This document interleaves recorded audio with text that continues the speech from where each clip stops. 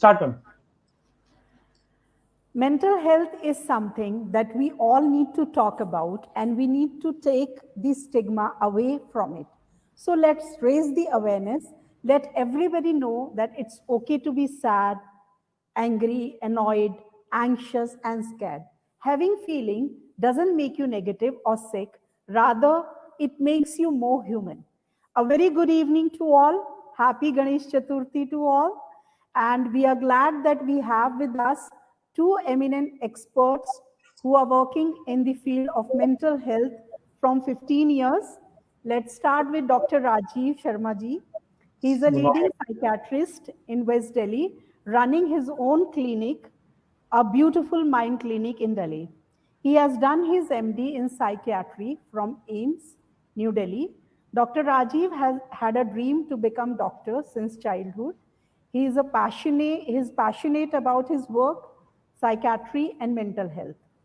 He and his team have a YouTube channel, Facebook account, Instagram, Twitter, and websites. And everybody works to create awareness about mental health and psychological problems.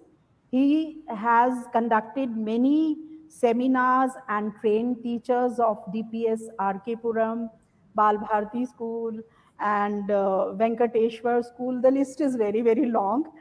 And Sir has also attended many programs on many news channels and TV channels like ABP News, India TV, DD News. And Sir, a very warm welcome on behalf of the entire Scottish family. Thank you.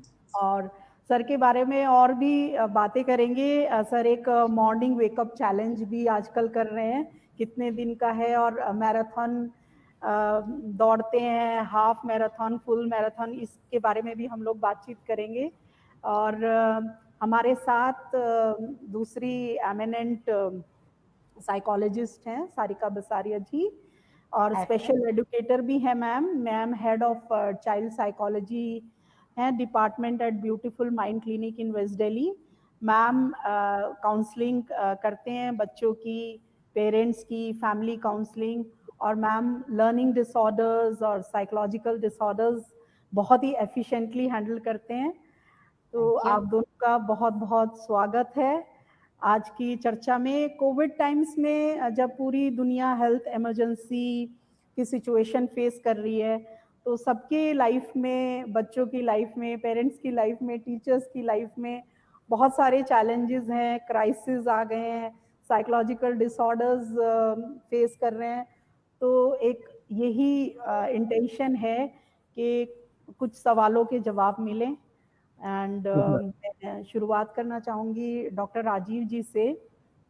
Doctor Rajiv जी, सबसे पहले तो हम जानना चाहेंगे कि mental health important है, तो हम अपनी क्यों मेंटल हेल्थ बहुत ज़्यादा इम्पॉर्टेंट है, और हम अपनी मेंटल हेल्थ कैसे इम्प्रूव कर सकते हैं?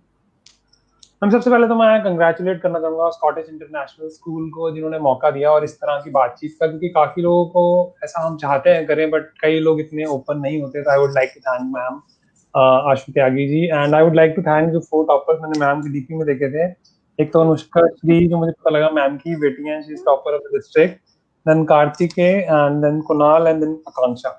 And congratulations to all. Marks के अलावा भी लाइफ में बहुत कुछ होता है, I will try to say that. जी सर। अगर मैं बात करता हूँ मेंटल हेल्थ की, तो उसमें जो एक इम्पॉर्टेंट चीज है वो ये है दोस्तों कि एक मैस्लो हायरार्की ऑफ नीड होता है, जो सभी लोग पढ़ते हैं, कोई मोटिवेशन पॉइंट ऑफ व्यू से भी, टीचर्स भी इसके बारे में काफी हद तक जानती हैं।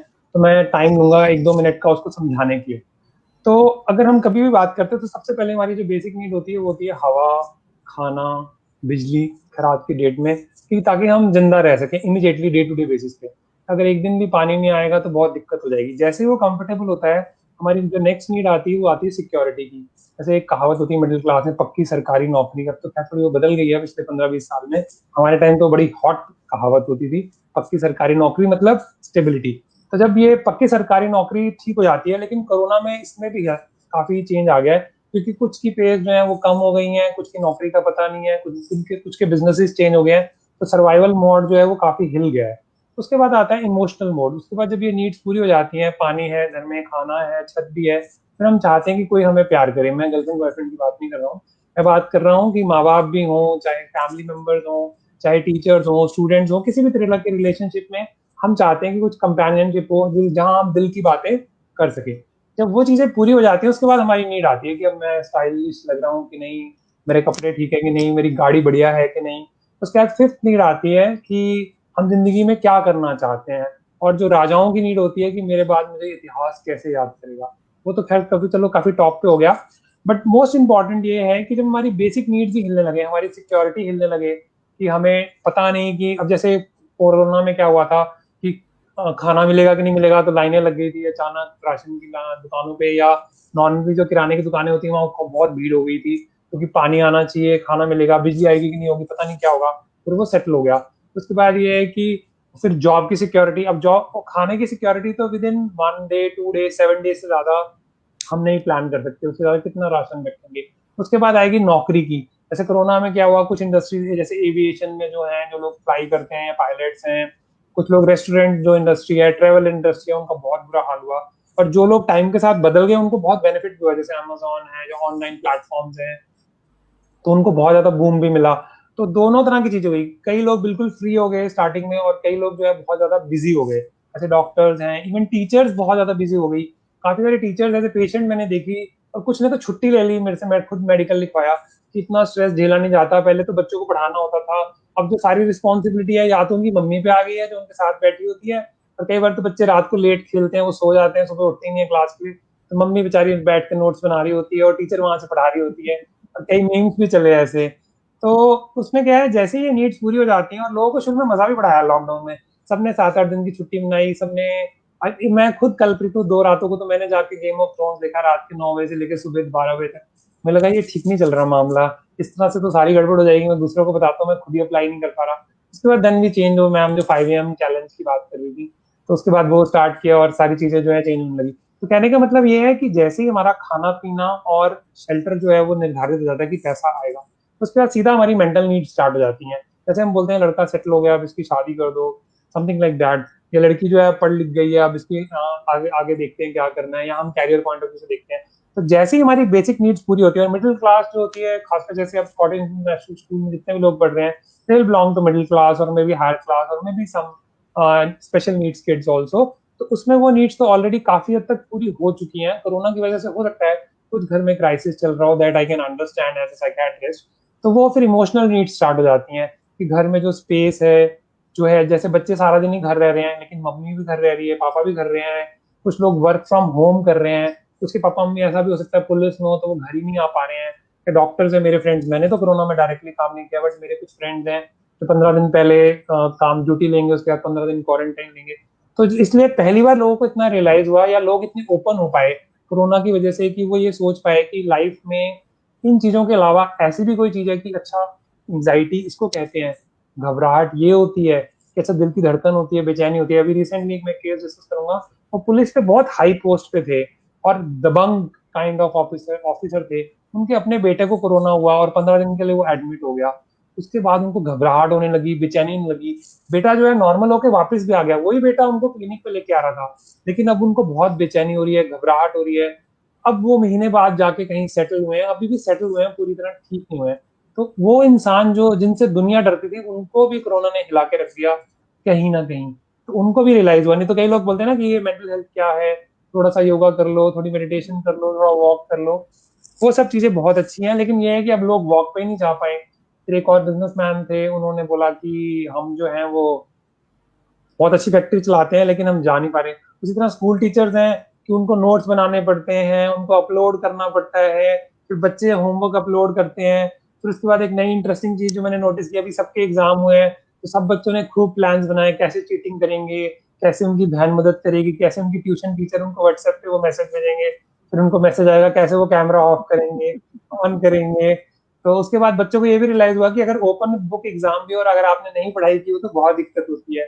चीटिंग करने के लिए अकल भी चाहिए, थोड़ा सा पढ़ना भी पड़ता है, ऐसा नहीं कि आप नहीं पढ़ सकते। तो ये काफी सारे मल्टीपल इश्यूज हैं जो बच्चों की लाइफ में आए, और काफी सारे चैलेंजेस भी हैं। तो ये अपॉर्चुनिटी की तरह भी बन सकते हैं और बहुत ज्यादा स्ट्रेस भी पैदा कर सकते हैं। बस मैं 1 मिनट और लूंगा। अगर स्ट्रेस होती है तो 3 तरह के रिएक्शन होते हैं।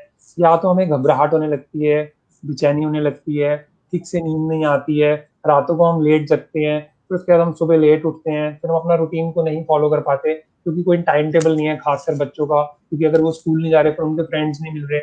उसके बाद या तो हमें फिर उदासी होने लगती है, लोनली सा लगने लगता है, ये भगवान हम मॉल नहीं जा पा रहे, हम मूवी देखने नहीं जा पा रहे, राखी पे भी इतनी मुश्किल से जा रहे हैं, कोई जा पा रहा है कोई नहीं जा पा रहा, हम अपनी लाइफ को वैसे नहीं जी पा रहे, हम अपने फ्रेंड से नहीं मिल पा रहे। और कई बार तो 11th 12th या 9th 10th के जब बच्चे हो जाते हैं, उनको टीनेज में तो स्कूल जाना कहीं ज्यादा अच्छा लगता है बजाय घर रहने के। और हमेशा जो नजरें हैं पेरेंट्स के उनके ऊपर है, अब तुमने मोबाइल पकड़ लिया, अब तुमने लैपटॉप पकड़ लिया, अब तुम ये कर रहे हो, अब तुम पढ़ नहीं रहे हो। और घर में कई लोगों के घर में ओल्ड एज वाले भी हैं, तो दादा दादी की वजह से मेड्स को नहीं रख सकते। इस तरह के कई सारे इश्यूज हैं। उसके बाद जो है, या तो डिप्रेशन होने लगता है या बिहेवियर प्रॉब्लम होने लगती है। गुस्सा बहुत ज्यादा आ रहा है कि पापा जो है वो ऑफिस में घर में रहते हैं, वो काम करना चाहते हैं, पीछे से बच्चा भागता हुआ या शोर मचाता हुआ निकल गया तो उनको गुस्सा आ गया। मम्मी का काम बहुत बढ़ गया, वो अपना ऑफिस का काम भी कर रहे हैं, घर का काम भी कर रहे हैं, बच्चों की टीचिंग भी कराएं। अब वो सेकेंडरी टीचर तो वो भी बन गई, क्योंकि उनको बच्चे के साथ बैठना पड़ता है। कई बच्चे हैं जो अकेले नहीं पढ़ पाते, खासकर 6 स्टैंडर्ड से अगर नीचे हैं तो। अगर 6 स्टैंडर्ड से ऊपर है फिर एक और प्रॉब्लम कि कितनी देर तक नेट देखें एंड सो ऑन। मैं रुक जाता हूँ, मैं आप सवाल पूछिए। आपने बहुत सारे इश्यूज जो है बिल्कुल जो बहुत ही close to the heart of parents और बच्चे और टीचर्स के हैं, बहुत सारे इश्यूज आपने उठाए हैं और इन्हें आगे चर्चा में और डीपली डिस्कस करेंगे। सारिका मैम से मेरा ये क्वेश्चन है कि सारिका मैम, जैसे आप लर्निंग डिसेबिलिटी के केसेस हैंडल करते हैं, तो जैसे टीचर्स को तो थोड़ा बहुत आइडिया रहता है कि अगर कोई बच्चे को लर्निंग प्रॉब्लम है तो वो कैसे हैंडल करें। लेकिन अभी जैसे बच्चे सारे घर जो है स्कूल बने हुए हैं और सब मदर्स जो मैक्सिमम जो मदर्स हैं वो टीचर्स बन गए हैं, तो उनको आप कुछ थोड़ा गाइड करेंगी कि कैसे आइडेंटिफाई कर सकते हैं लर्निंग डिसेबिलिटीज को, जैसे कि डिसकैल्कुलिया है, डिसग्राफिया है, या डिसलेक्सिया है, या एडीएचडी है। तो कुछ ऐसी आप कुछ बताएंगे करेक्टरिस्टिक्स के पेरेंट्स आइडेंटिफाई कर सकें बच्चे को अगर कोई किसी प्रकार का लर्निंग डिसऑर्डर है, और फिर उसे कैसे हैंडल करें। Yeah, thank you, Ash ma'am.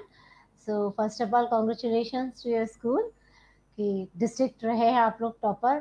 तो आप लोगों की पूरी टीचर्स और आपकी पूरी टीम और आपके स्टूडेंट्स, इन सब की बहुत मेहनत है आप लोगों के लिए। So most important question ma'am आपने सही पूछा आज कि लर्निंग डिसेबिलिटी क्या है। लोगों को रहता है कि पढ़ नहीं रहा है तो पढ़ लेगा। कई बार हमारे यहाँ बच्चों के दादा दादी कहते थे इसके पापा भी नहीं पढ़ते थे, आप देखो कितने बड़े ऑफिसर बन गए, इसकी मम्मी भी ऐसी थी, नानी, सब चीजें कहते हैं। पर ऐसा नहीं है पेरेंट्स, आप खुद से जान सकते हैं कि कहाँ पर बच्चे में कमी हो रही है।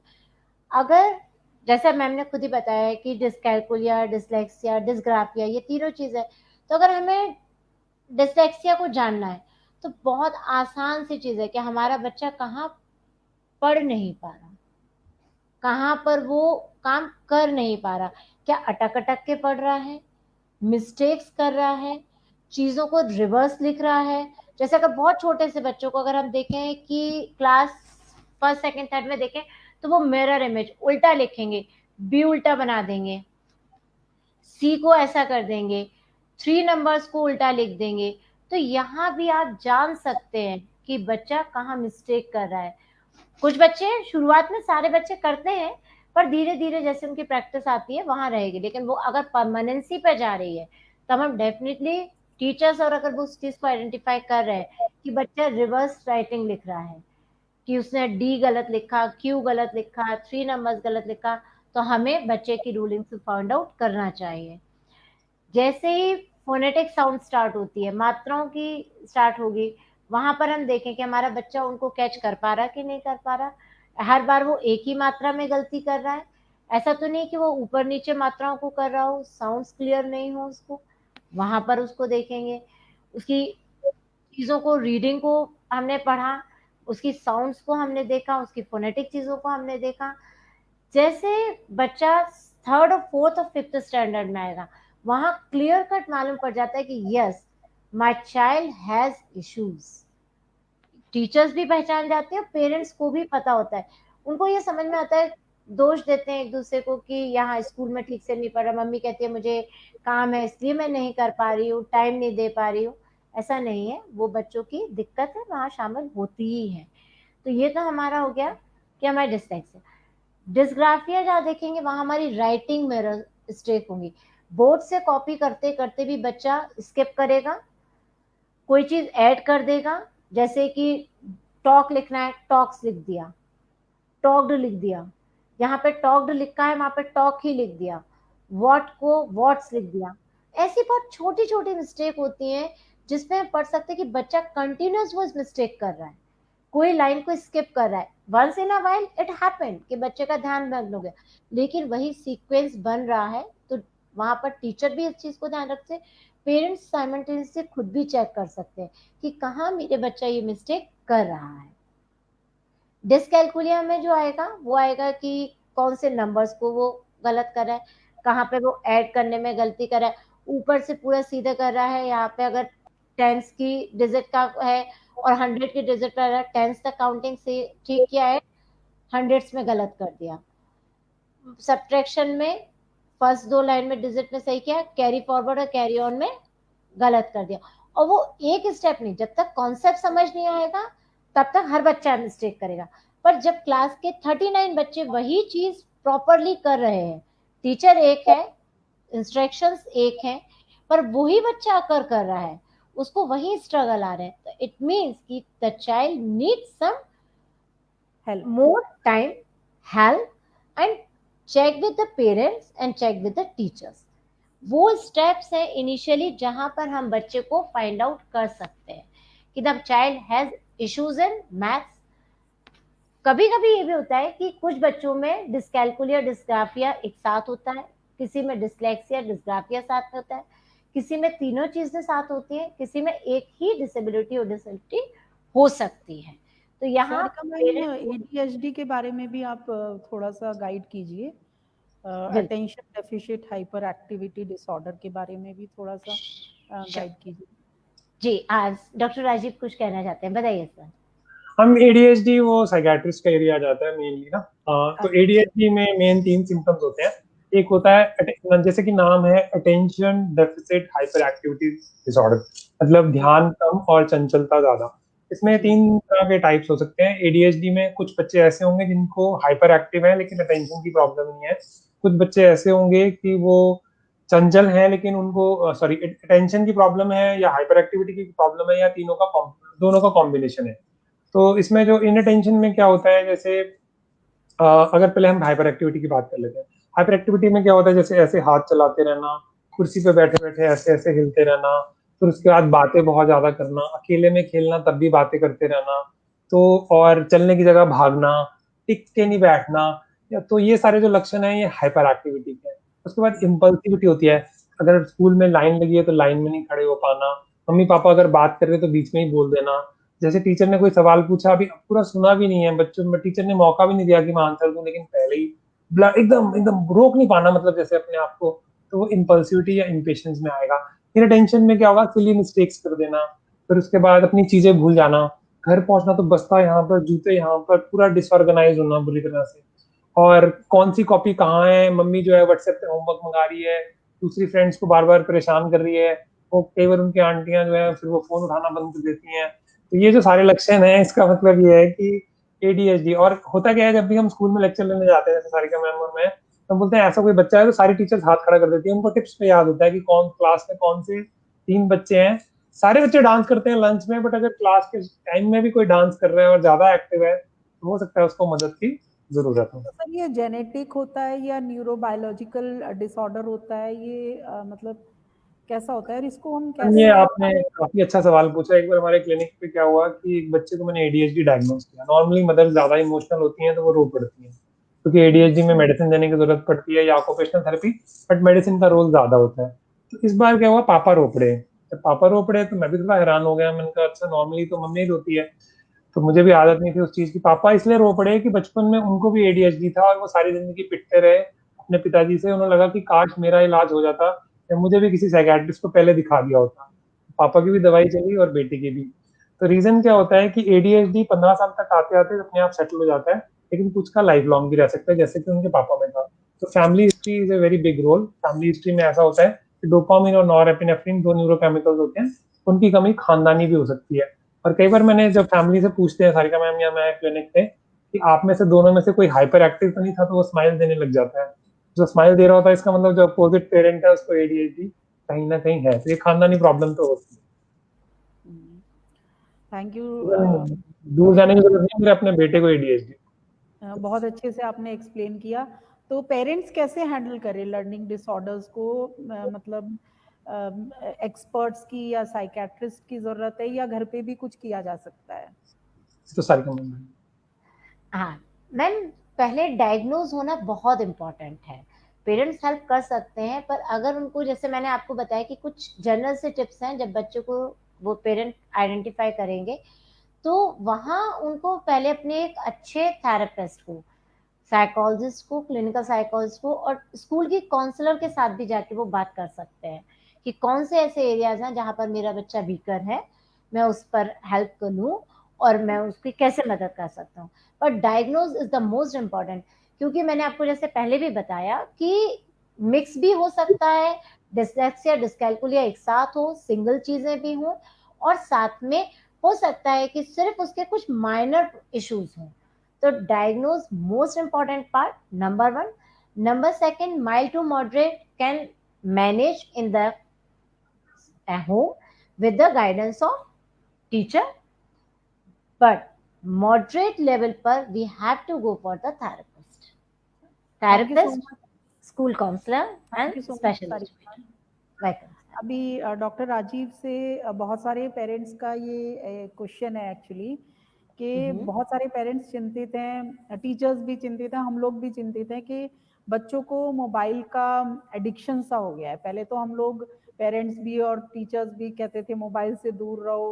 अब क्योंकि मोबाइल ही एक माध्यम हो गया बच्चों से जुड़ने का और पढ़ाई को आगे कंटिन्यू करने का, लैपटॉप्स वगैरह की सुविधा सब बच्चों के पास नहीं है, तो इसलिए एक अजीब सा एडिक्शन सा हो रहा है बच्चों को, बार बार मोबाइल चेक करना, मोबाइल पे क्लासेस के बाद फिर गेम्स खेलना। तो आप डॉक्टर राजीव कुछ बताएंगे इस बारे में कि कैसे एडिक्शन को कैसे ओवरकम किया जा सकता है और कैसे दूर किया जा सकता है? जैसे कि मैम आपने कल भी मुझसे बात की थी, तो मैंने अपने आई स्पेशलिस्ट फ्रेंड से पूछा कि कितना टाइम स्क्रीन पे होना चाहिए, और मेरे भी तो उन्होंने ये बताया कि जो बच्चों के जो आंखों का चश्मा है, उनका नंबर जो है कंपैरेटिवली ज्यादा कंप्लेंट आ रही है जितनी लॉकडाउन से पहले आती थी। क्योंकि उन्होंने जो बताया वो मेरे लिए भी सरप्राइजिंग था। उन्होंने कहा कि 2 घंटे से ज्यादा जो है वो स्क्रीन टाइम नहीं होना चाहिए।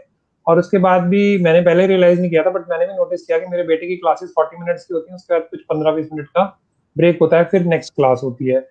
तो अगर 2 घंटे का होना चाहिए, तो इसका मतलब तो ये है कि स्कूल टाइम में जितना वो मोबाइल यूज करते हैं, उसके बाद एक्चुअली उनको आइडियली स्पीकिंग गेम्स नहीं खेलनी चाहिए, खासकर उम्र 18 साल से अगर छोटी हो।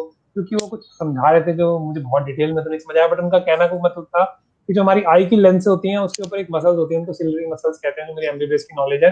वहां पे कुछ केमिकल सिक्रीट होते हैं, तो उसकी वजह से अगर ज्यादा स्ट्रेस में रहती है आईज, तो चश्मे का नंबर जिनको ऑलरेडी लगा हुआ है तो वो बढ़ सकता है, या जिनको प्रॉब्लम नहीं भी होनी थी उनको थोड़ी प्रॉब्लम हो सकती है। तो स्क्रीन टाइम लिमिटेड होना चाहिए।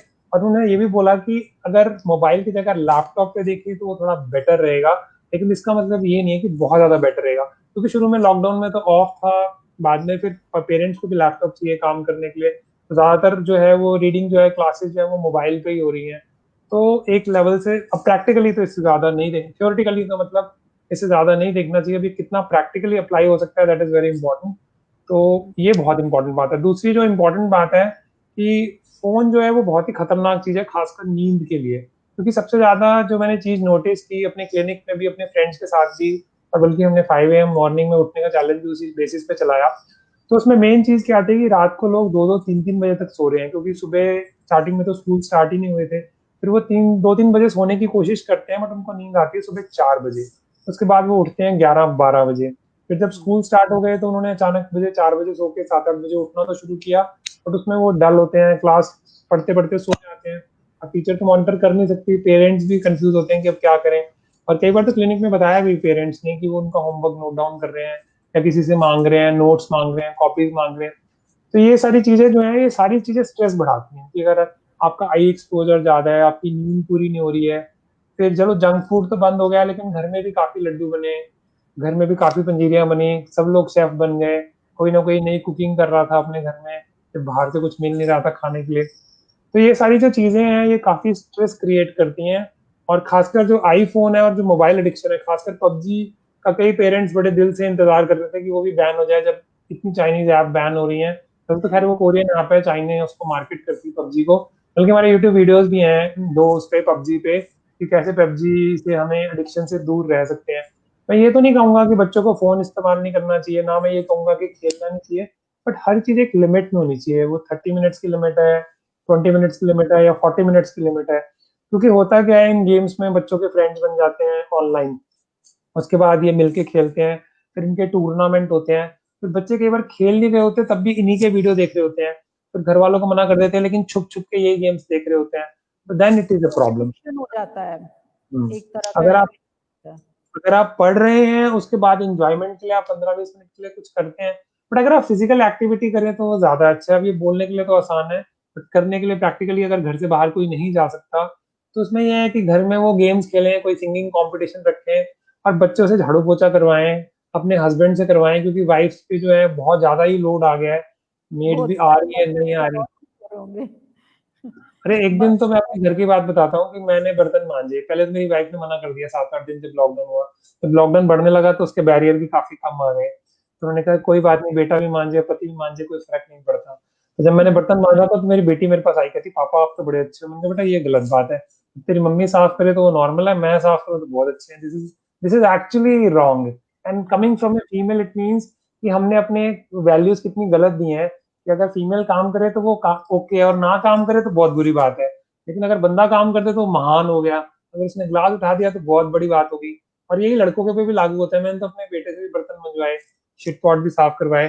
तो ये टाइम है कि जब हमें रिस्पॉन्सिबिलिटी देनी चाहिए, क्योंकि बच्चे खाली हैं, खाली दिमाग शैतान का घर होता ही है, तो कोई ना कोई काम आपको कराना ही चाहिए, और घर के कामों में डेफिनेटली, आप उनको भेज रहे हैं। और डेफिनेटली वो मैंने भी अपने बेटे से कुकिंग कराई। मेरे और बेटे बच्चे को बड़े भी खुश होते हैं कुकिंग। कि उन्होंने चावल बनाने सीख लिए, या उन्होंने तड़का लगा लिया, फिर मैंने पराठे बना के खिलाए, तो this is and it will help. जब वो कॉलेज स्कूल के बाद कॉलेज जाएंगे तो वो याद करेंगे इन अच्छे दिनों को, एक तरह से कि हमने उस टाइम ये चीजें सीखी थी। ये तो बहुत ज्यादा बैरियर सा बन गया था, और बच्चों के मन में भी ज्यादा रिस्पेक्ट होगी मेड्स को लेके। फीमेल्स के मन में तो हमेशा ही रहती थी मेड्स को लेके, लेकिन बच्चों को भी कई रियलाइज हुआ कि सारी कितना इम्पोर्टेंट कई सारी मदर्स का ये था कि ज्यादातर वर्क मदर्स को ही करना पड़ता है। ये मनीषा की मदर और इरिका की मदर ने काफी बड़ा नोट दिया है इस पे कि मदर्स का काम बहुत ज्यादा बढ़ गया है। पहले मदर्स खुद पढ़ती हैं, उसके बाद बच्चों को पढ़ाती हैं, और फिर घर का काम भी बहुत ज्यादा हो गया है।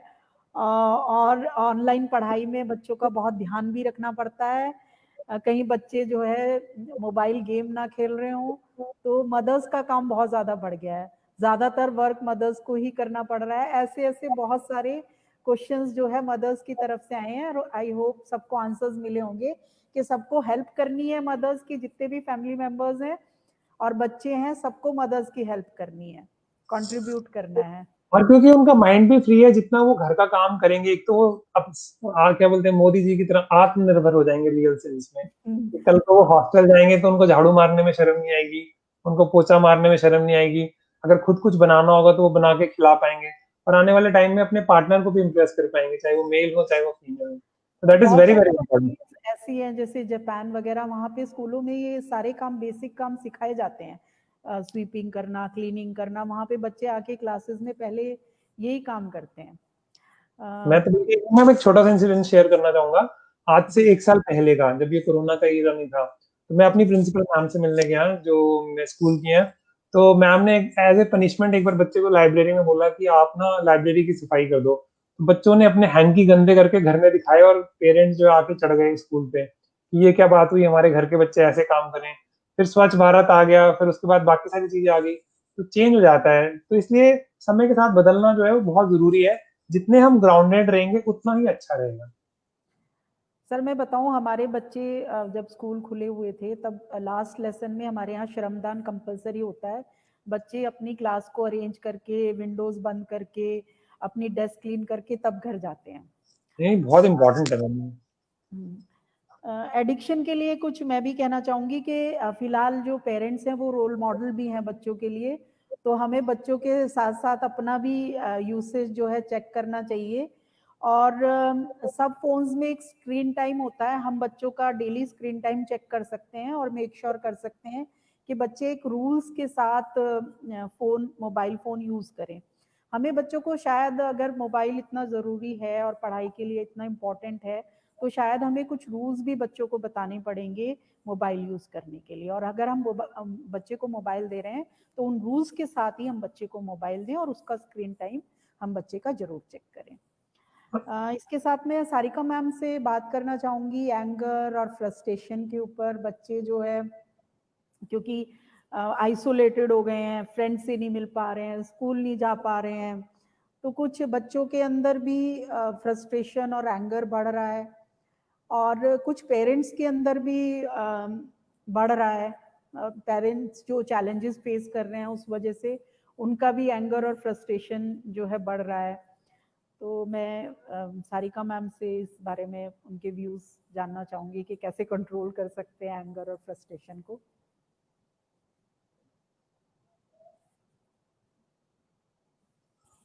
सारिका मैम की वॉइस चली गई है।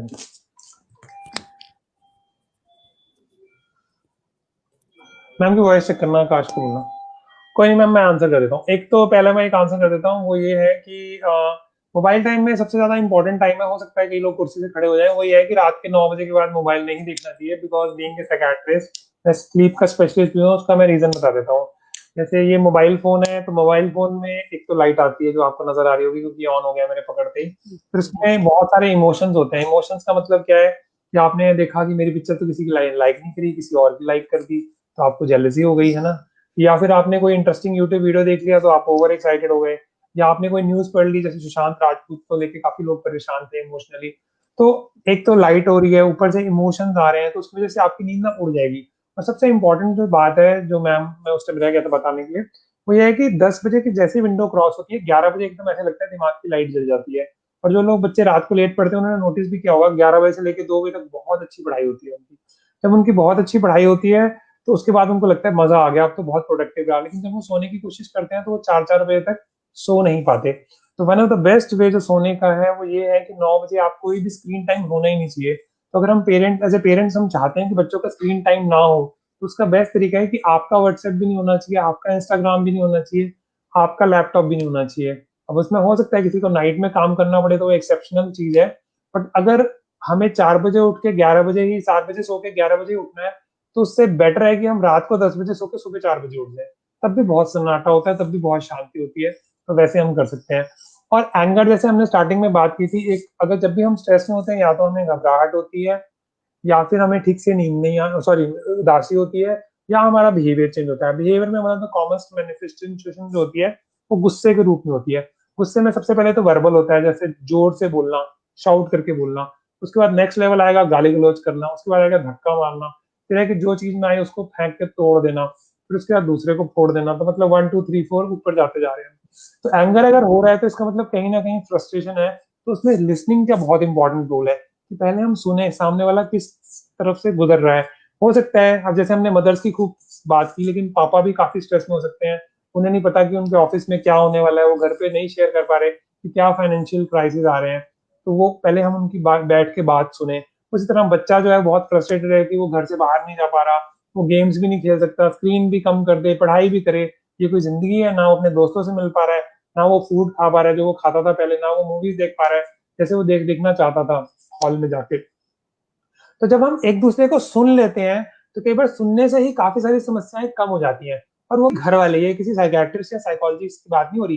जैसे कोई अपने फेवरेट भाई बहन से, अपनी मम्मी पापा से अपनी मन की बात कह लेता है। इवन टीचर्स के साथ बच्चों का, कई बच्चों का बहुत अच्छा कनेक्शन होता है। वो सिर्फ अपनी बातें कह देते हैं और टीचर पीठ पे हाथ रख के बोल देता है कि सब ठीक है, तो वो ओके हो जाता है। जबकि बदला कुछ नहीं होता, हमारा मन जो है वो हल्का हो जाता है। तो बहुत मौका मिलता है कि अगर सामने वाला गुस्सा कर रहा है, आप गुस्सा ना करें, उस टाइम शांत हो जाएं, सुन लें। तो बाद में दूसरा बंदा भी माफी मांग लेगा। लेकिन आप भी लड़ने लगे, वहां से भी लड़ने लगे, क्योंकि लड़ने के लिए ना 2-3 टैलेंट चाहिए होते हैं। एक तो जोर से बोलना पड़ता है, आप धीरे से बोलेंगे तो लड़ ही नहीं पाएंगे। फिर पुरानी बातें लेके आनी होती हैं, क्योंकि नई बात तो खत्म हो जाएगी। खाना ठीक नहीं बना, अब हाँ नहीं बना, अब कैसे लड़ेंगे। तुमने तब भी ठीक नहीं बनाया था, तुम्हारी माँ भी ऐसे करती है, तुम्हारा खानदान ही ऐसा है, या तुम तो हो ही नहीं कम में, तुम कल भी सो रहे थे, परसों भी सो रहे थे, तुम तो सुबह से नहाए नहीं, तुम्हारे तो सारे घर वाले ही ऐसे हैं। फिर लड़ने के लिए ये सब बातें लाएंगे तभी लड़ पाएंगे, तो आप लड़ ही नहीं पाएंगे।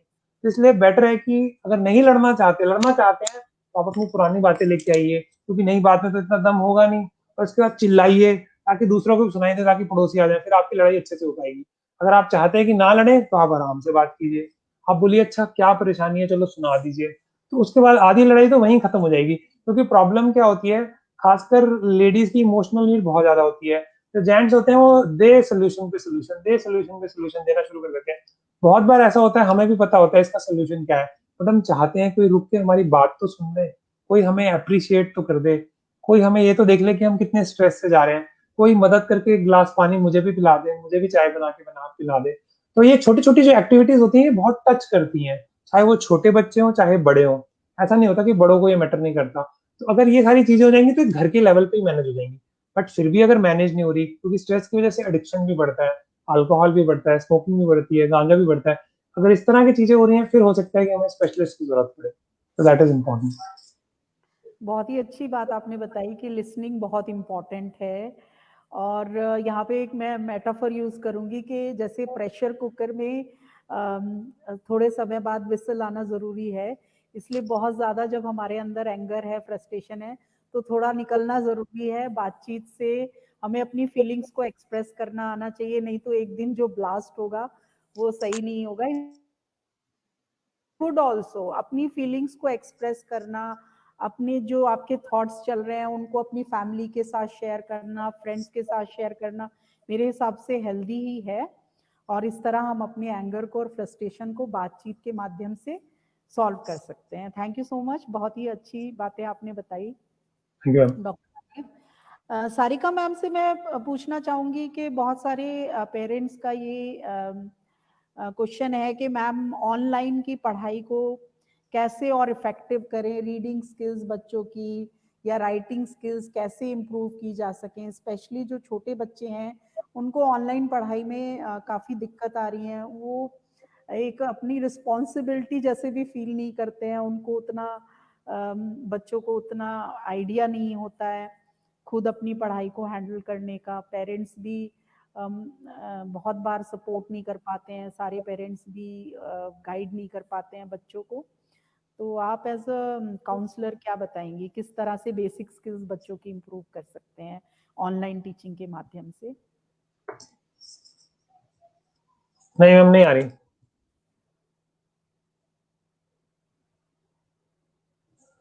एक मिनट, म्यूट हो गया मैम, एक सेकंड। मैम आपने म्यूट कर दिया, unmute. Now can I hear हाँ you? मैम, अनम्यूट कर दिया था आपने गलती से। ठीक है मैम, हो Okay. गया। सो जो मोस्ट इम्पॉर्टेंट पार्ट है वो है रीडिंग को हमें अगर सिखाना है बच्चे को, तो पेरेंट्स को उसके छोटे छोटे टास्क लेने चाहिए। क्या होता है कि रीडिंग सिखाने के लिए हम हमेशा कैसे चले जाते हैं, बड़े बड़े पैराग्राफ्स पर। बहुत इनिशियली एक एज ए काउंसलर मेरी ट्रिप होगी पेरेंट्स के लिए कि वो छोटे छोटे से टिप्स लें, कि सपोज स्टार्टिंग करें 3 लाइन से, वहां से बच्चे को रोज रीड कराएं, और वहां ये देखें क्या बच्चे का कोई डिफिकल्टी लेवल तो नहीं है। अगर उसको है तो पहले उसको रीड करके बताएं, उसका मीनिंग बताएं। क्योंकि स्कूल में टीचर्स क्या करते हैं, रीड करते हैं, एक्सप्लेन करते हैं, फिर बच्चों को रीडिंग का टाइम देते हैं। तो ऐसे ही एज इट इज घर में भी सेम चीजें जो टीचर्स करते हैं वहां पेरेंट्स को भी करना चाहिए, कि छोटे छोटे 3-3 लाइन्स के पैराग्राफ्स को, क्योंकि हम छोटे बच्चों की बात कर रहे हैं स्पेशली, जहाँ रीडिंग स्किल्स डेवलप हो रहे हैं, तो वहाँ 3 to 4 लाइन्स के पैराग्राफ रीडिंग को लें, उनकी रीडिंग्स कराएं, उनकी साउंड की ड्रिलिंग करें, और राइटिंग के लिए भी एज इट इज सेम चीज उनको 2 to 3 लाइन्स पर ही दें। बहुत लंबे लंबे पैराग्राफ राइटिंग देंगे तो स्टार्टिंग में 2 लाइन्स बहुत छोटी सुंदर लिखते हैं बच्चे, फिर बोर्डम आ जाता है, फिर वो नीचे खींचने लगते हैं। और इस प्रैक्टिस को हमें डेली कराना चाहिए, एक दिन में प्रैक्टिस से नहीं होगा। इनिशियली स्कूल में भी जैसे राइटिंग स्किल्स को दिया जाता है, रीडिंग स्किल्स को दिया जाता है, रीड अलाउड कहा जाता है, वैसे ही घर में भी करें। और सबसे पहले पेरेंट के लिए मेरी टिप यही होगी कि ऑनलाइन क्लासेस में पहले बच्चे बराबर स्कूल जाते थे, टीचर्स काफी मदद करते थे। आई नो दैट कि मदर्स का बर्डन थोड़ा सा प्रेशर बढ़ गया है, तो इसको हम घर में सिस्टमेटिक वे में डिवाइड कर लें। सपोज किसी बच्चे के सिबलिंग बड़े हैं, वो मिलके बच्चे को हेल्प करें, उसकी रीडिंग पार्ट कराएं। फादर है, वहां पर राइटिंग पार्ट को उसके एड ऑन करें। ऑल्टरनेट डे पर उसका एक फिक्स शेड्यूल किया जाए, क्योंकि स्कूल की क्लासेस जो एज पर गाइडलाइन है वो 2 या 3 आवर्स की है, और छोटे बच्चों के लिए तो 2 आवर्स की है। सो वहां पर वो जो स्कूल का 6 आवर्स का जो ब्रेक था, उस ब्रेक को वो खुद से शेड्यूल कर सकते हैं कि everyday reading, writing systematic way में। सेकंड थिंग, जो स्कूल का होमवर्क है, क्योंकि बहुत बार ये देखा गया भी एज पर क्लिनिक पे हमने कई देखा है, कई पेरेंट की आए हैं, और जो कोचिंग सेशंस चल रहे हैं, मदर्स काम कर रही हैं। प्लीज, टीचर्स को सुंदर राइटिंग नहीं चाहिए, टीचर्स को क्लियर राइटिंग चाहिए। So that is more important. बच्चों को खुद से करने दें, हो सकता है वो समय ज्यादा लेंगे, पर उन्हें करने दें, तो उनकी एक राइटिंग सेट हो जाएगी। तो पेरेंट को रूटीन में सेट करना है 15 minutes reading, 15 minutes writing every day. The most important part for parents. Thank you Sarika ma'am. और जैसे पहले बच्चों को हम कुछ स्टोरी टाइम, कुछ स्लीपिंग टाइम से पहले कुछ बच्चों के साथ हम रीडिंग कर सकते हैं, स्टोरी बुक्स को रीड कर सकते हैं, बच्चों का इंटरेस्ट डेवलप होगा रीडिंग में। उसके बाद जैसे पहले हम बच्चों को एनकरेज कर सकते हैं कि लेटर्स लिखिए, नानी को, बुआ को, जो डिस्टेंट रिलेटिव्स हैं उनको लेटर लिख सकते हैं, फिर वो जवाब लिखेंगे तो बच्चे उसको रीड करेंगे, और उनको लेटर्स लिखेंगे तो राइटिंग स्किल इम्प्रूव होगी। कुछ वर्ड गेम्स भी हैं, उससे भी बच्चों का जो है रीडिंग इम्प्रूव हो सकता है। उसके अलावा भी जैसे पिक्चर राइटिंग है, कोई पिक्चर दे दें बच्चों को, उसके बाद उसको बच्चे को स्टोरी फ्रेम करने के लिए बोलें, और ग्रॉसरी लिस्ट जो है बच्चों से बनवाएं। इस तरह ये छोटी छोटी चीजें हैं जो अब बच्चे अपनी रीडिंग और basic skills, writing skills improve कर सकते हैं। अब मैं डॉक्टर राजीव से जानना चाहूंगी कि जो एडोलेसेंस बच्चे हैं उनमें और उनके पेरेंट्स में एक कम्युनिकेशन गैप हो जाता है। बच्चे अपनी बात पेरेंट्स को नहीं समझा पाते, और पेरेंट्स बच्चे की बात नहीं समझ पाते, जो बच्चे गो थ्रू करते हैं जो टर्मोइल एडोलेसेंस एज में। तो एक अजीब सा कम्युनिकेशन गैप रहता है बच्चों में और पेरेंट्स में। इसके बारे में आप क्या सजेस्ट करेंगे? हमें बहुत ही वैलिड और इम्पोर्टेंट क्वेश्चन है। बेसिकली होता क्या है मैम, हर जनरेशन ना अगली जनरेशन को दुहाई देती है कि तुम्हारे पास इतनी फैसिलिटीज है, हमारे पास नहीं थी। जैसे हमारी जनरेशन में बोलते थे तुम लोगों ने कूलर देखा, हमने तो पंखे भी नहीं देखे। अब की जनरेशन को जो बच्चों को है उनको तंग करते हैं पेरेंट्स, को बोलते हैं तुम एसी में पैदा हुए, तुम इंटरनेट में पैदा हुए, तुम कैरी मिनाटी के ईरा में पैदा हुए। अब हो सकता है कि पेरेंट्स के लिए नया नाम हो, बट इसके बारे में तो मैंने एक यूट्यूब वीडियो भी बनाया था कि why Carry Minati is so popular. क्योंकि एक बार मैं स्कूल में ही प्रोग्राम ले रहा था तो वहां पे justice for carry Minati hashtag बच्चों ने चला चला के तंग कर दिया था। तो मोस्ट इम्पोर्टेंट क्या है कि अगर वो कुछ प्रिविलेज के साथ पैदा हुए हैं तो उनका हक है वो, तो हम उसको समझें। जनरेशन गैप कब आता है? जब हमारी जनरेशन वाले लोग उनके साथ मैच नहीं करते, वो तो पैदा ही वैसे हुए थे। जब हम मैच नहीं करेंगे तभी कम्युनिकेशन गैप आएगा। बहुत सारे बच्चे पेरेंट्स पेरेंटिंग सेमिनार में मुझसे आगे बोलते हैं कि सर हमारा 16 साल का बच्चा है या 17 साल का बच्चा है, वो हमसे बात नहीं करता। मैं जब उनसे सवाल पूछता हूँ, जब वो 5 साल का था, जब वो 7 साल का था, तब आपने उनके साथ कितना टाइम स्पेंड किया? क्या आपको पता है कि जब उसकी रबड़ गुम गई या उसकी पेंसिल गुम गई तो वो कितना रोया क्लास में, और क्या हुआ, किसने क्या कहा, कौन सा उसका फ्रेंड है, उसको कौन सा कलर पसंद है, उसको कौन सी आइसक्रीम पसंद है, उसको कौन सी चॉकलेट पसंद है, उसका फेवरेट फ्रेंड कौन है। और हमें क्या लगता है ये तो छोटी सी बात है। तो सबसे बड़ी गलती पेरेंट्स क्या करते हैं, वो बच्चों को बच्चों की तरह ट्रीट करते हैं। जब आप बच्चों को बड़ों की तरह ट्रीट करते हैं विद रिस्पेक्ट, तो वो भी आपको विद रिस्पेक्ट वापस करते हैं। जैसे आप देखा होगा जिस भी फैमिली में बच्चों को एज ए रिस्पेक्ट दी जाती है वो भी रिस्पॉन्सिबिलिटी समझते हैं। बल्कि मैं यहाँ तक कहूंगा एंड साइंटिफिकली, अगर कोई फाइनेंशियल क्राइसिस आ जाता है फैमिली में, जैसे मेरी क्राइसिस भी आया था, सारिका मैम की लाइफ में भी आया था, हमारा क्लिनिक भी एकदम बंद ही हो गया था 1-2 महीने के लिए। तो इनकम जीरो थी, खर्चे उतने के उतने थे, बल्कि स्टाफ को भी पे देनी थी क्योंकि हमारी टीम है।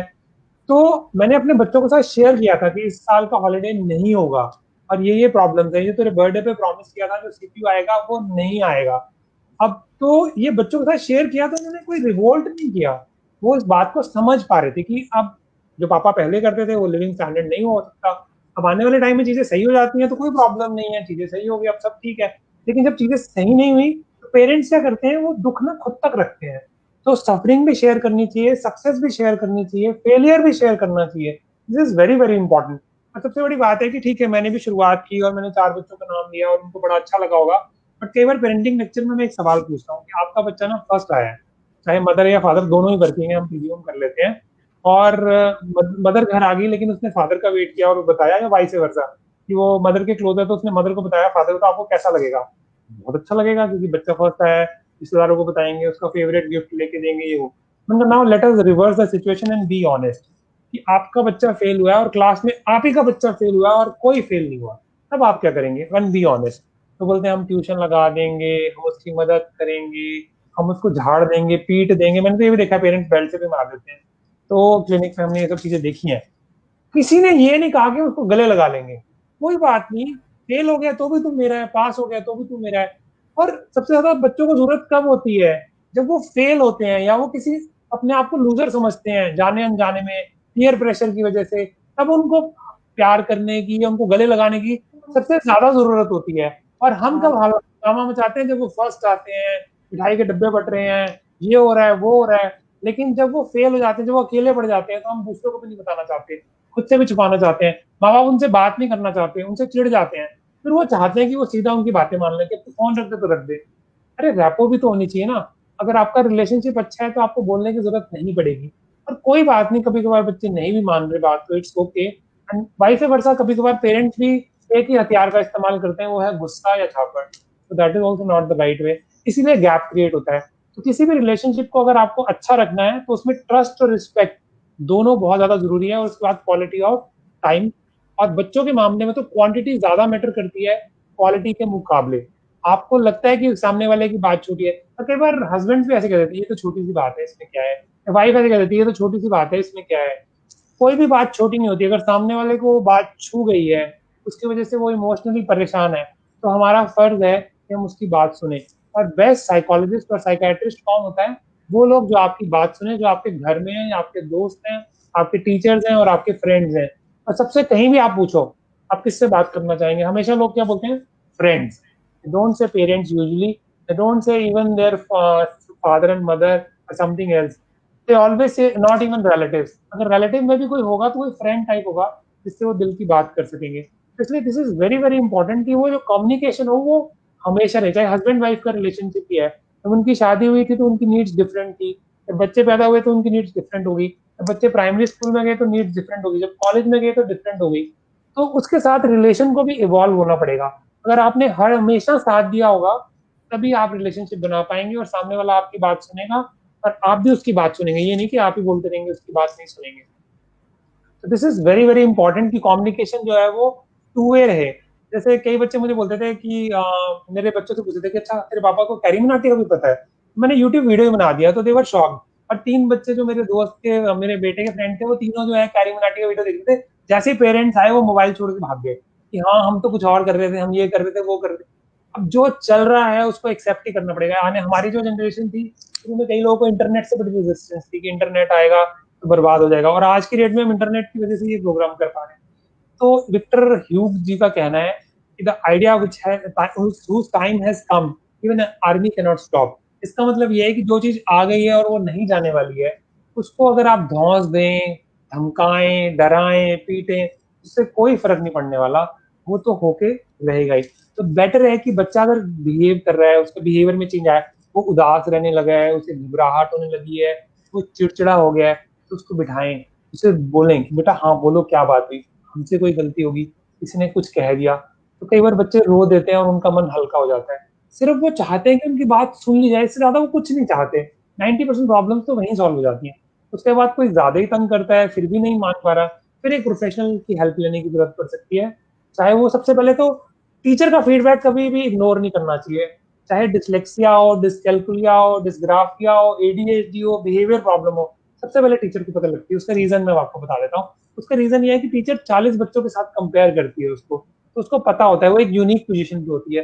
दूसरा, उसने बच्चे को पहले भी देखा होता है और अचानक बिहेवियर जब चेंज होता है तो बहुत फास्ट पता लग जाता है। घर में कई बार रिलेशंस में लेफ्ट राइट होने की वजह से कई बार नहीं भी पता लगता, तो इसलिए उस फीडबैक को कभी भी मिस नहीं करना चाहिए। और उसी तरह घर में भी अगर कोई नियर एंड डियर वन जो बच्चे के करीब है उसको लगता है कि बिहेवियर में चेंज आया, तो उसको भी उसकी हेल्प जरूर करनी चाहिए।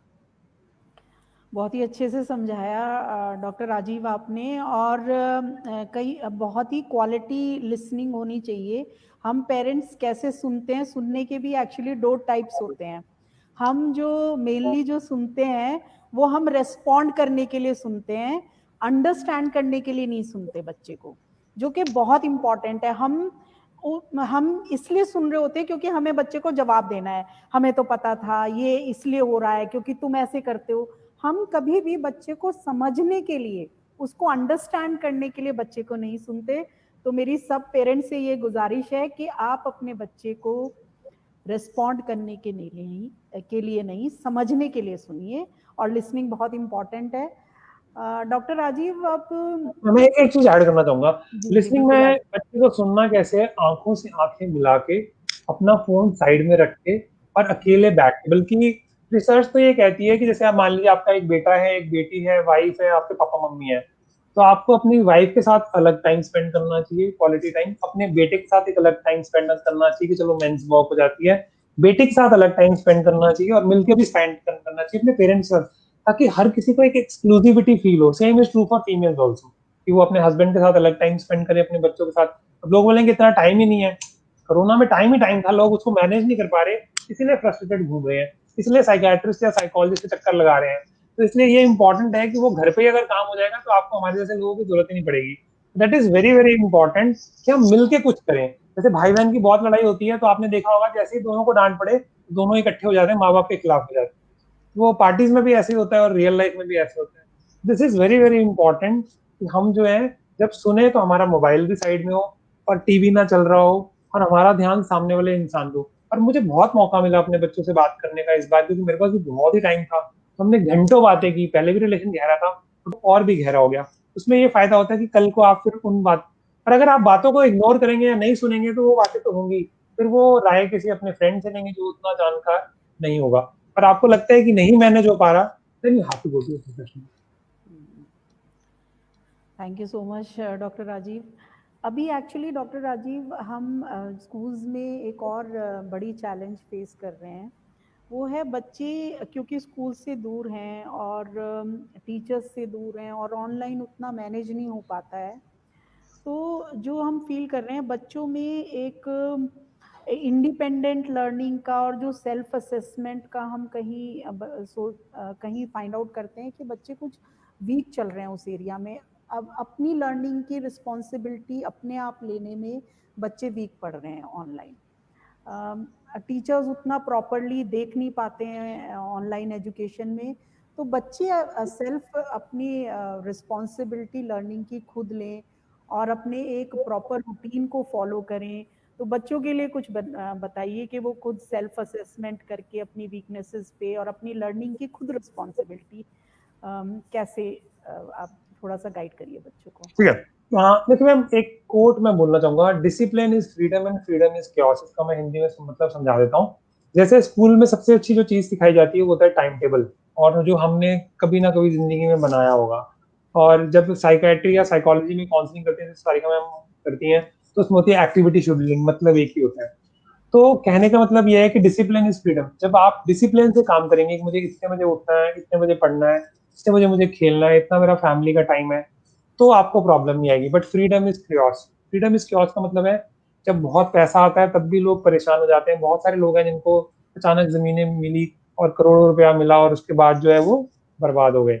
रिसर्च के हिसाब से तो 3 साल में बराबर हो जाते हैं, उससे भी नीचे। उसी तरह कोरोना ने हमें बहुत सारा टाइम दिया, इतना टाइम दिया हमें कि जिंदगी में हमने कभी सोचा भी नहीं होगा इतना टाइम हम स्पेंड करना चाहते थे।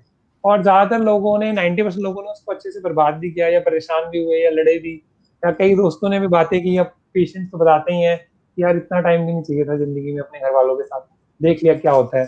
तो इसलिए ये बहुत ही इंपॉर्टेंट है बच्चों को कि अब वो रिस्पॉन्सिबिलिटी लें कि बच्चे क्या चाहते हैं। वो लैपटॉप भी चाहते हैं, वो गेम्स भी चाहते हैं, वो ये भी चाहते हैं कि प्लेट में खाना उनको मिल जाए, बर्तन भी कोई धो दे।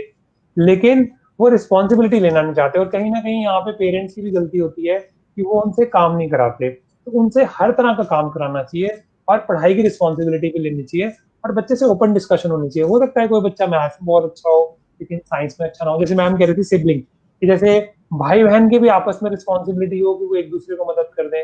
कि अच्छा, हिंदी इंग्लिश में बच्चे को प्रॉब्लम आ रही है लेकिन उसकी बहन की हिंदी इंग्लिश बहुत अच्छी है, तो जब वो उसको पढ़ाएगी तो उसको ज्यादा कॉन्फिडेंस फील होगा, वो रिस्पॉन्सिबल फील करेगी। हो सकता है दोनों में बहुत झगड़ा भी हो जाए, बट फिर भी मतलब हमें ट्राई तो करते रहना चाहिए ना, क्योंकि एक बच्चे को सारे सब्जेक्ट्स तो नहीं आ सकते। तो हम देख सकते हैं कि 5 सब्जेक्ट्स हैं, 2 में वो मैनेज कर लेता है, 3 में नहीं कर पाता, तो 3 में कौन मदद करेगा? जैसे सारिका मैम ने कहा था, एक में हो सकता है मम्मी मदद करे, एक में पापा मदद करे, एक में ट्यूशन टीचर मैडम मदद करे, या टीचर स्कूल की टीचर मदद करे। इवन मेरे घर में ही जब मैं बात करूँ तो मैथ्स की बात आती है तो I am there to help, my father can help even their grand father. But when it comes to Hindi and English, मेरी अपनी अच्छी नहीं, मैं कैसे कहूँगा? But my wife is M A BEd in English, तो इंग्लिश जब लैंग्वेज की बात आती है तो वो सिखाती है। My daughter is elder than my son, जब भी वो कोई प्रॉब्लम आती है, वो पढ़ने में काफी अच्छी है, तो वो कुछ भी समझा देती है जब उसके पास टाइम होता है। तो जब डिस्ट्रीब्यूशन होगा डिसीजन मेकिंग में, तो सामने वाले को ना वैल्यू महसूस होती है। हम क्या करते हैं, थोप देते हैं, तुम्हें यही करना पड़ेगा, आज से तुम्हारा लैपटॉप बंद, आज से तुम्हारा फोन बंद, आज से तुम्हें रोज पढ़ना ही पड़ेगा। उससे 10 दिन पहले हम पूछ नहीं रहे। तो let the child be part of the process, then he takes the responsibility. And जैसे कि सारिका मैम ने भी कहा कि पूरा पैराग्राफ दे दिया आपने, तो हम एक ही दिन में ये ना बोल दें कल से तो अब सब कुछ खुद ही करेगा। उससे पूछेंगे बेटा आप क्या कर पा रहे हो, या बेटी आप क्या नहीं कर पा रहे, आपको क्या लगता है कौन अच्छे से मदद कर पाएगा। तो रिस्पॉन्सिबिलिटी धीरे धीरे हर चीज में देनी चाहिए, अपने कपड़े रखने में, अलमीरा में, क्योंकि एक कहावत होती है इंग्लिश में, the way you do anything the way you do everything. इसका मतलब है जैसे आप कोई भी काम करते हैं वैसे ही आप हर काम करते हैं। तो जब डिसिप्लिन आएगा तो वो हर जगह ही आएगा, वो सोने में भी आएगा, खाने में भी आएगा, पढ़ाई में भी आएगा और खेलने में भी आएगा। तो सारी ही चीजें इंपॉर्टेंट हैं। Thank you so much. और बहुत ही अच्छे से समझा रहे हैं डॉक्टर राजीव आप। बहुत ठीक है। सारे क्वेश्चंस आ रहे हैं फेसबुक पे, और एक बहुत अच्छा क्वेश्चन आया है कि how to develop human values in children. और यहाँ पे एक चीज़ मैं ऐड करूँगी बिल्कुल मैम। कि एम्पैथी और ग्रैटिट्यूड दो बहुत इम्पॉर्टेंट वैल्यूज़ हैं। और ये हम इनके ऊपर भी मुझे लगता है हमें पेरेंट्स को, टीचर्स को, सबको काम करना चाहिए। एम्पैथी और ग्रैटिट्यूड भी बहुत मिसिंग है। उस पर भी पेरेंट्स भी काम करें और टीचर्स भी काम करें, सब लोग मिल के काम करें तो ज़्यादा फायदा होगा। एम्पैथी टॉक जो है वो कंपलसरी होनी चाहिए मेरे हिसाब से, कि आप या तो अपने फ्रेंड से, या अपने आप बॉस से, या वाइफ से, या हस्बैंड से एक एम्पैथी टॉक भी करें।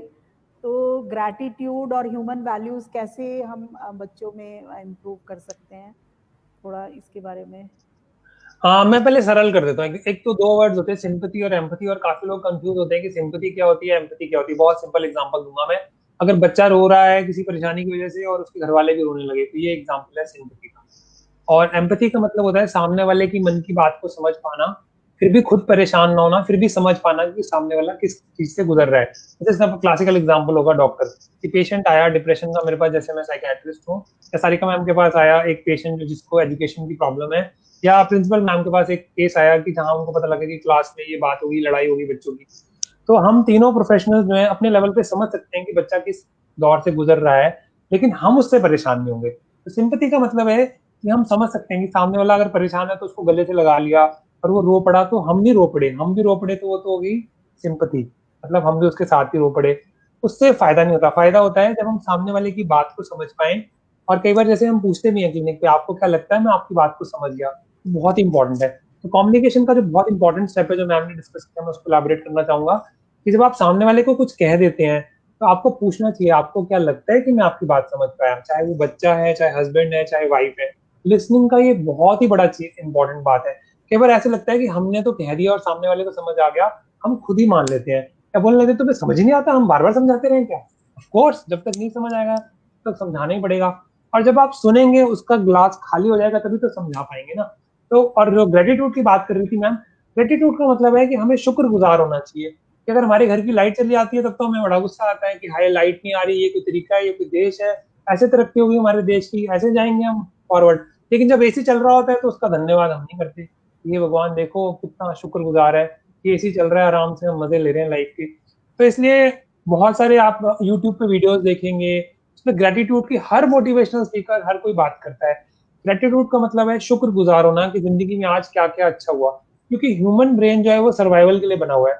10 चीजें अच्छी हो जाए, बस एक बुरी हो जाए।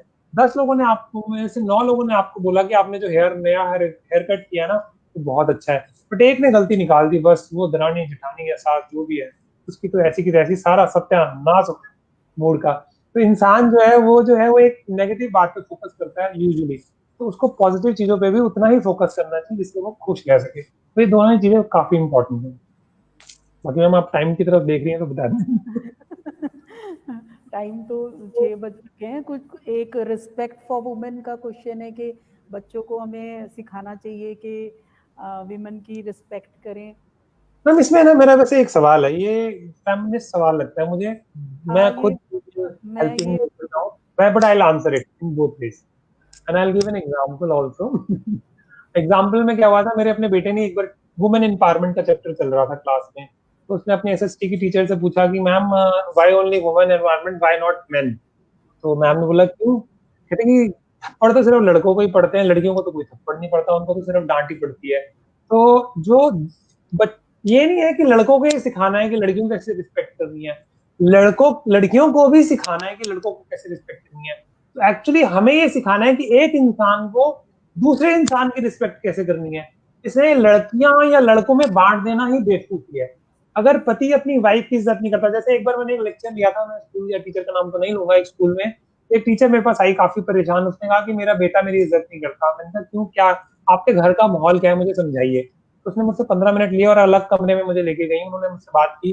उन्होंने बताया कि मेरे पति ना मेरे बेटे के सामने ही मेरी इंसल्ट कर देते हैं, कि औरत की तो औकात ही ये होती है। तो यहाँ पे उस बाप की बेवकूफी है, वो सिखा रहा है कि आगे जाके अपनी पत्नी के साथ कैसे सत्यानाश करना है रिलेशनशिप का। उसी तरह अगर कोई वाइफ भी अगर अपने हस्बैंड को तंग करती है, अब होता तो ये कम है लेकिन होता है, ये भी होता है, ये भी होता है कि इन लॉज की बेइज्जती हो रही है सामने, और ये भी होता है कि सास चढ़ गई है बहू के ऊपर और सब तमाशा देख रहे हैं और कोई उस वाइफ की जो है या उस फीमेल की मदद नहीं कर रहा। तो इंसान को इंसान की इज्जत करेंगे तभी बात बनेगी। अगर हम इसके पीछे बढ़ जाएंगे कि लड़कियों को इज्जत होनी चाहिए तो लड़कों की भी होनी चाहिए भाई। अगर लड़कियों को थप्पड़ क्यों नहीं पड़ते जब लड़कों को थप्पड़ पड़ते हैं। और टीचर ने आंसर नहीं दे पाई थी और उसने लॉबिंग भी अच्छे से की थी। क्या तो एनीवे, तो it is very very important कि हमें इस चीज के पीछे नहीं पड़ना कि औरतों की इज्जत होनी चाहिए, हर इंसान की इज्जत होनी चाहिए, घर के मेड की इज्जत होनी चाहिए। कई बार मेड को बच्चे बदतमीजी से बुलाते हैं और घर वाले कुछ नहीं कहते। कई बार जो प्यून जो सोसाइटी का होता है उसको इज्जत से नहीं बुलाते, अगर उसको खाना दे देंगे तो बचा हुआ खाना देंगे, क्यों भाई, ढंग का खाना नहीं दे सकते उसको।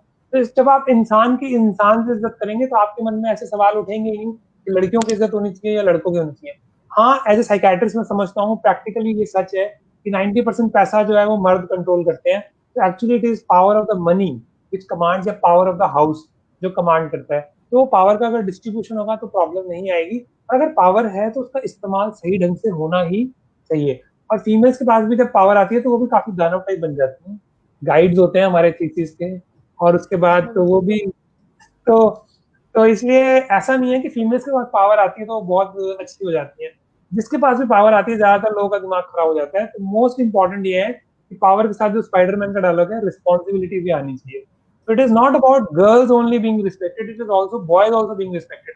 पीछे रोहतक में एक केस हुआ था जहाँ 2 लड़कियों ने मिलकर लड़के को पीट दिया और बाद में पता लगा वो लड़कियां गलत है। फिर दिल्ली में एक और केस हुआ था, एक लड़की ने इल्जाम लगा दिया एक लड़के पे, 3 साल वो बेचारा केस हल चल रहा, उसके फादर को हार्ट अटैक हो गया, उसकी मदर को प्रॉब्लम हो गई, वो खुद कनाडा भाग गई और बाद में प्रूव हुआ कि वो गलत थी।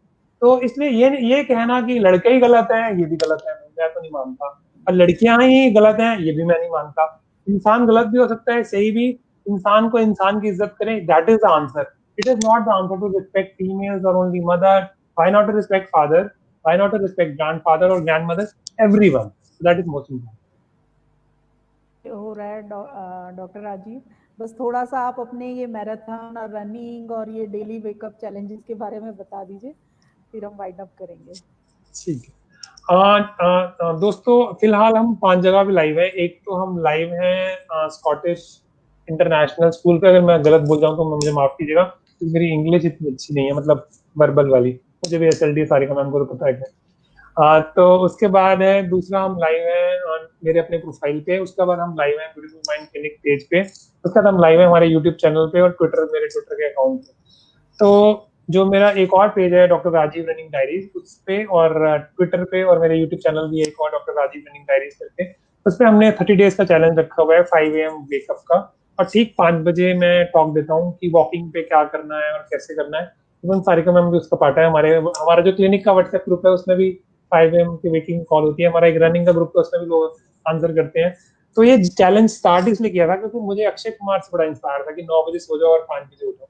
तो मैंने कहा लॉकडाउन से बढ़िया मौका क्या मिलेगा। जब मैंने शेयर किया था स्टार्टिंग में, 2 रातें मैंने काली की नेटफ्लिक्स में गेम ऑफ थ्रोन्स देखने के लिए, बल्कि मैंने अलार्म लगा के भी एक बार गेम ऑफ थ्रोन्स पूरा किया। 5 बजे से लेकर सुबह 11 बजे, 5 बजे का अलार्म लगाया था, फिर गेम ऑफ थ्रोन्स देखने के लिए। तो इसलिए फिर जब 5 बजे का अलार्म सुबह उठना शुरू किया, उससे सबसे बड़ा फायदा क्या हुआ, मैंने सोचा मैं भी 5 बजे उठूंगा। बट अब मुझे उठना पड़ता है 3:30 या 4 बजे। तो जैसे ही शाम के 8 बजते हैं क्लिनिक पे, मुझे तो प्रॉब्लम हो जाती है कि घर कब जाना है। और जैसे ही 9 बजते मुझे लगता है बिस्तर कहाँ है। तो मैं 9 बजे जाके सो जाता हूँ चुपचाप, 3:30 4 बजे उठता हूँ और 5 बजे ठीक लाइव करते हैं। उसके बाद 3 4 घंटे ठीक मुझे पढ़ाई करने का मौका मिलता है।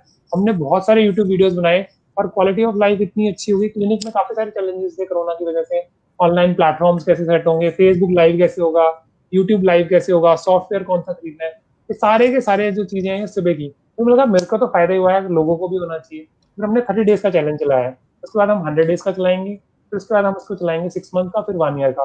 क्योंकि एक हैबिट डेवलप होने में कम से कम 6 महीने से 9 महीने का टाइम लगता है। इसलिए लोगों को कोरोना से भी दिक्कत आ रही है। जब कोरोना को 1 साल हो जाएगा तो काफी लोग सेटल हो चुके होंगे ऑलरेडी। तो इसलिए अगर फर्क क्या होता है सक्सेसफुल इंसान में या एवरेज लोग में, कि सक्सेसफुल लोग अपनी डेडलाइन खुद बनाते हैं। ज्यादातर बच्चे कब पढ़ाई करते हैं, जब स्कूल वाले टाइम टेबल दे देते हैं कि अब डेट शीट आ गई। डेट शीट तो पहले भी आनी थी, किसको नहीं पता था डेट शीट आनी है। लेकिन जो स्टूडेंट बहुत अच्छे हैं पढ़ने में, वो क्या करेंगे, वो डेट शीट से पहले ही कोर्स खत्म कर लेंगे। और खासकर 11th और 12th में और 10th में तो बच्चे ऐसा बहुत करते हैं। That is very very important. और 5 चीजें होती हैं लाइफ में खुश रहने के लिए। सबसे पहली होती है हेल्थ, तो उसमें सबसे इंपॉर्टेंट होती है स्लीप। तो टाइम पे सोना इज मोस्ट इंपॉर्टेंट। अगर आप रात को टाइम पे सोगे तो सुबह आप टाइम पे उठेंगे ही। और रात को आप कोई ज्यादा ढंग के काम कर नहीं रहे होते, यूट्यूब देख रहे होते हैं, लड़ रहे होते हैं, या मूवीज देख रहे होते हैं, या दोस्तों से बातें कर रहे होते हैं, फिर आपको ये लगता है कि वो हो ये तो मिस हो जाएंगे। तो सबसे इंपॉर्टेंट तो हेल्थ है, उसके लिए सोना और एक्सरसाइज करना। और एक्सरसाइज मिनिमम 30 मिनट्स की फिजिकल एक्टिविटी सबको करनी चाहिए। और इज वेरी इंपॉर्टेंट, स्टार्ट आप 5 मिनट से कर सकते हैं। उसके बाद वेल्थ मैनेजमेंट बच्चों को भी सिखानी चाहिए। और उसके बाद है पर्सनल डेवलपमेंट, जो है वो बहुत इंपॉर्टेंट है। कोई ना कोई हमारा गोल होना चाहिए कि सुबह उठेंगे तो हम क्या करेंगे। उसके बाद सोशल रिलेशनशिप, जिसकी हम डिटेल में बात कर चुके हैं। लास्ट में फिर मन की शांति आपको अपने आप ही मिल जाएगी। तो उसमें आप स्टार्ट कर सकते हैं 5 मिनट की वॉक से। सुनने में हैरानी वाली बात लग रही होगी, बट यूएससीएलए के प्रोफेसर ने रिसर्च की थी, उन्होंने कहा था कि काम को इतना छोटा बना दीजिए कि आप उसे कर पाए और वो मजाक लगने लगे। तो जब आप 5 मिनट की वॉक करेंगे तो सबके पास टाइम निकल आएगा। फोन करते हुए कर सकते हैं, धीरे धीरे फिर उसमें 1 मिनट हर हफ्ते में बढ़ाएंगे तो अगले 5 हफ्ते में आप 10 मिनट पे पहुंच जाएंगे। और अगले 10 हफ्ते में, मतलब लगभग 20 हफ्तों के बाद, आप 20 मिनट पे पहुंच जाएंगे। और अगर आप 20 से 30 मिनट की वॉक करते हैं हफ्ते में 5 दिन, तो आपको हार्ट अटैक का जो डर है, जो आपके ब्लड प्रेशर है, आपको डायबिटीज है, वो सब कम हो जाएगा।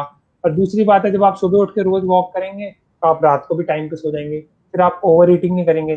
जैसे आपने खुद झाड़ू पोछा लगाया हो तो गंद मचाना थोड़ा मुश्किल हो जाता है। तो आपने खुद मेहनत करके अपनी बॉडी बनाई हो, आपको खाते हुए भी सोचना पड़ता है। मैं थोड़ा ज्यादा लंबा बोल जाता हूँ, फिर आज के लिए इतना ही मैम। बहुत ही अच्छा डिस्कशन रहा। सारिका मैम, आप वाइंडिंग अप में कुछ कहना चाहेंगे? Sure ma'am. सबसे पहले Ayesha ma'am, thank you to you. और आज मैं पेरेंट्स के लिए और टीचर्स के लिए एक टिप देना जरूर चाहूँगी, क्योंकि किसी भी हम टॉक को हमारा लास्ट का ये होना चाहिए कि हमें उससे क्या रिसीव हो रहा है। तो टीचर्स तो बहुत मेहनत कर रहे हैं, और कई टीचर्स के तो मैंने सुना है, उनका ये वैल्यूएशन आया कि ऐसा लग रहा है जैसे टीचर्स का री एग्जाम्स चल रहे हैं, क्योंकि उनको पेरेंट्स भी देख रहे हैं। और वो पहले बच्चे बताते थे, तो टीचर्स के लिए सबसे अच्छी बात है कि वो अपना काम बहुत कॉन्फिडेंट से कर रहे हैं और बेहतर से मेहनत कर रहे हैं। तो रिएवोल्यूशन तो नहीं है, तो स्ट्रेस उन्हें नहीं लेना चाहिए। हमेशा अपने काम को परफेक्टली करते हैं सारे टीचर्स। तो क्योंकि मैं खुद जानती हूँ, हमारे टीचर्स बहुत हमारे ऊपर मेहनत करे हुए हैं।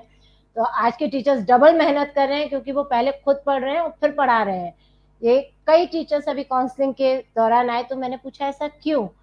तो उन्होंने कहा कि हमें अकेले बच्चे असिस्ट नहीं कर रहे, हमें तो पेरेंट भी असिस्ट कर रहे हैं। तो यहाँ पर टीचर्स को अपनी प्रायोरिटी वो पहले भी देते थे, सारे काम करते थे, तो उनको अपनी हेल्थ सबसे पहले इम्पोर्टेंट है, क्योंकि वो अपना घर भी देख रहे हैं टीचर्स, वो अपने फाइनेंसेस को भी देख रहे हैं, वो अपने बच्चों के उसको भी देख रहे हैं, टैलेंट को, क्योंकि हर टीचर को पता होता है कि किस बच्चे की कितनी कैपेसिटी है।